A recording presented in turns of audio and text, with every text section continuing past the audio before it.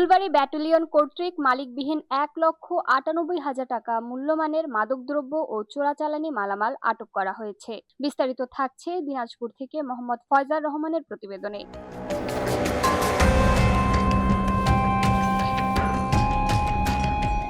৭ April দিবাগত রাতে দিনাজপুরের ফুলবাড়ী ব্যাটালিয়ন ২৯ বিজিবি এর অধীনস্থ কাটলা বিশেষ ক্যাম্প এবং দাইনুর বিওপি কর্তৃক পৃথক পৃথক দুটি মাদকদ্রব্য ও চোরাচালান প্রতিরোধ অভিযান পরিচালনা করে মালিকবিহীন ৮২০ পিস ভারতীয় নেশাজাতীয় ইনজেকশন, ৩৮ বোতল বিদেশি মদ এবং ১২০ বোতল বাংলাদেশি যৌন উত্তেজক সিরাপ আটক করতে সক্ষম হয় বিজিবি।